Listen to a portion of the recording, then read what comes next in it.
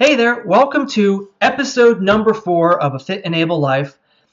I'm happy you're here. We have a very special interview today. Fit and Able has always been a very family-oriented company, not only with the athletes we work with, but with my entire family who has worked, volunteered, and spent so much time trying to make it such great programs and events for other people. Today, we have my dad, Wright Colopy, being interviewed by my mom, Alisa. I think you'll see it's a very good talk. He's been Fit and Able's biggest supporter going on 20 years now as an organization, as you'll learn way beyond it before then. So enjoy, and here we go. Hi, I'm Alisa Wright Colopy, and we're here with another segment of our Fit and Able Life. And with me is my husband, Mike, and first athlete, Wright Colopy. And we are talking today a little bit about our athletic history. And so I'm going to go first. Ladies first, right? So I grew up in Ohio, and going through high school in the 70s, there were not a lot of athletic programs for girls that I recall. I mean, I remember there was cheerleading and field hockey, but I was not talented enough to be on either one of those teams. And so I don't recall a lot of options for girls in terms of physical activity. And it wasn't until I was attending school in Dallas that I just one day decided to go out and run a little bit, and I loved it. I ran probably a mile and then 2 miles, and within about a month, I was running up to 6 and 7 miles a day and really enjoying it. The only problem with that was I had trouble finding running shoes that fit me. I started out in little kids and ended up wearing size 8 men's running shoes, so I wouldn't get injured or whatever. But I've realized it wasn't until I was in my mid-20s or my early 20s that I realized I was athletic. And not only that I had ability, but I loved it. And from there, I went on to be a runner and cyclist. And when I met Michael in graduate school, Michael was a cyclist and swimmer. And even though I could swim, I never thought of myself as swimming in anything competitively. And Michael got me swimming about a mile a day. And that was at the springboard of triathlon entering the world.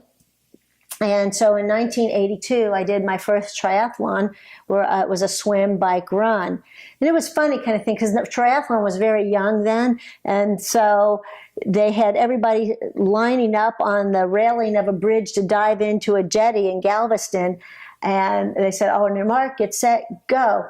And as we're falling in the water, we hear the guy said, "Did somebody start the clock? Where's the clock? Did somebody start a watch?" And so they had to drag us all out of the water and bring us back up on deck again to start all over.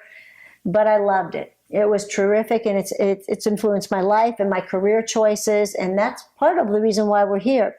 Anyway, Michael is one of my first athletes. I guess I'm my first athlete when I trained myself. I didn't have a coach. I trained myself. But then you would be my second athlete. You're my co-captain in athleticism.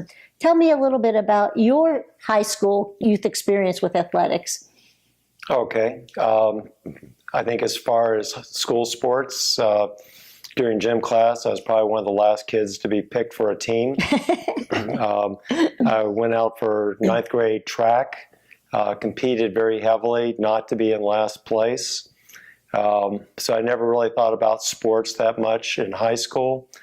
Actually didn't think about it much in college, but then in graduate school, I started swimming a few laps, and the few laps turned into a mile turned into 2 miles, and then I was in a 5-mile swim-a-thon to benefit kids at MD Anderson Cancer Center. So at that point, at 5 miles, I started thinking, hey, I can do this. And you did. It was really cool, because you also, around Houston at that time too, you rode your bike a lot, that you didn't rely on. Well, of course, there's not a lot of parking in the medical center in Houston, but you relied on your bike and you swam, and without even realizing it, you were very athletic. Yep. Did you enjoy that? Yeah, riding a bike and being able to go past all those cars that were stuck in traffic was pretty cool. Yeah, so I would sometimes not even drive my car except maybe on weekends. Now, I have to say, Michael is, when we Fit and Able came into play in the early 80s because of my wanting to spread the word to where I was working on my doctorate and where I worked at that time, School of Public Health and the Houston Community College. That is where Fit and Able really took its jump into the future. So it was sort of a Back to the Future kind of event. But Michael did the artwork for it, which really brought the concept to life, where people could start out not in very good shape, not physically fit, not really engaged in fitness. And athletics and fitness are different, but and I did make a distinction between the difference between training and exercising. When I was an athlete, I thought I was training. When I wasn't working for an athletic goal, I thought I was exercising. How about you? I think the first exercise I was really doing was in the aerobics class that you provided at School of Public Health. And this was even before Jane Fonda was doing aerobic fitness courses, and you were like one of the first people doing it. So we started doing that, getting a little bit limber, and then going out and running around the Herman Park golf course. Yeah, that was nice. And then triathlons came on the scene. We started doing triathlons together up in the Woodlands. Those were terrific. But I think the first time that I would say that I seriously trained was when I did the Raleigh Marathon. Yeah, that was wonderful. And that was being careful what I ate, every day going out for a run, and it just overcome the mental barriers of preparing for 26.2 miles. My whole body transformed into a runner, which no one would ever have described me of. But that was when I think I really felt like I trained for something. Right. Michael and I laughed just a few days ago because Michael has a stride where he goes to the side as much as he goes forward. So I really think he actually ran 2 marathons that day because he did as much side movement as he did forward movement. And we were all very proud of you for doing that. That was not an easy task. And I think one of the things that people forget, that even though you trained and you had a good time in it and everything, that was work. That was real work for you to do that and go through that process and everything. A lot of people, for me, I've done a lot of marathons and road races, but because of my mentality about it and my physical, my body type and all that, running's easy for me. Well, I should say running was easy for me. So now I work at it like everybody else. But as now you are currently one of our older members. Sorry, dear. Yeah. You are one of our older members of Team Fit and Able, and you've been a consistent member. How do you feel about your athleticism now? Because you are an athlete. You're out there pushing yourself. Yeah, it's a little bit different when I'm running, say, 3 miles than a lot of the younger athletes, and they're all younger. But the fact is just because you're not good at something doesn't mean you don't do it, because eventually you're better than you were yesterday, and you're a lot better than you were a year ago. And so you just stay with it. I don't have a runner's body, but I still have the runner's experience. There you go. And the mentality of a runner, because, that's part of just pushing yourself through the pain. And so that's really cool. Now, with Team Fit and Able, you've seen Fit and Able grow from a poster hung in our kitchen saying we're going to incorporate it and move forward and start staging these events on our own. A poster you drew. What do you think about Fit and Able's impact on the community? Well, first of all, it's been a lasting impact. And I think the word lasting is what you're going for when you talk about Fit and Able. You're not talking about going out and doing something on the weekend and then paying for it on Monday and saying, I had heard I'm never going to do it again. It's having a lasting effect. And so Fit and Able has been and carry since, 1997. Mm-hmm. I mean, hundreds of athletes have come through your program. I've been the most consistent athlete. I probably should get some lifetime award for that. But I think that the kids in the program, they see me running, they don't have much excuse. The people 30 years younger than me don't have much excuse. Actually, nobody on the team has much excuse not to give it everything they got, as long as they see me out there giving it everything I've got. And I still run mid-pack. I'm not the fastest, I'm not the slowest, but mid-pack is pretty good. I think it's excellent. Let me talk to you about a time that you are always the last to finish. Now, one of the things that you are with Team Fit and Able, or Fit and Able Productions, is you are one of our best volunteers. And you have the job of sweeping the course to make sure everybody's safely off the course. So hence, you're the last person to finish. Tell me a little bit about that and some of the people that you've brought up through the finish line. Well, I mean, to steal a little bit from the military about leave no man behind, I do run sweep on our runs. And so I never let any of the kids fall behind me. And I always run just a little bit in front of them to give them that feel that they have to catch up to me. So they never stop to walk and dilly-dally and all that. They stay focused on their run. And so I stay back there with them. But kids will typically save something to the end. And so even though I stay back with them, as soon as they can get some sense of where the finish line is, these kids who are totally tired will just take off like a rocket, and I'm left way in the back because I only have like a few speeds. Well, recently in the North Carolina Senior Games, you had the opportunity to bring in some athletes that were in their 80s. Yeah. Why don't you tell us a little bit about that? So this gentleman who was at the end of the pack, 89 years old, World War II vet, served in the Pacific. He was in Okinawa, 89 years old, and he did not stop to walk one step on that 5K race. It was raining outside. It was miserable conditions. And this gentleman ran the entire thing. And when you see him doing that at 89, you sit there and say, he's left no excuse for anybody. He was just incredible, and his spirit was just amazing. Yeah, that's hard to beat, isn't it?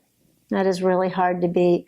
Well, when you think about the experiences you've had with Fit and Able, you have seen because we're Fit and Able Productions all our events are inclusive, and we will modify, adjust, include anybody that wants to participate. We want everybody to have the same start line and the same finish line.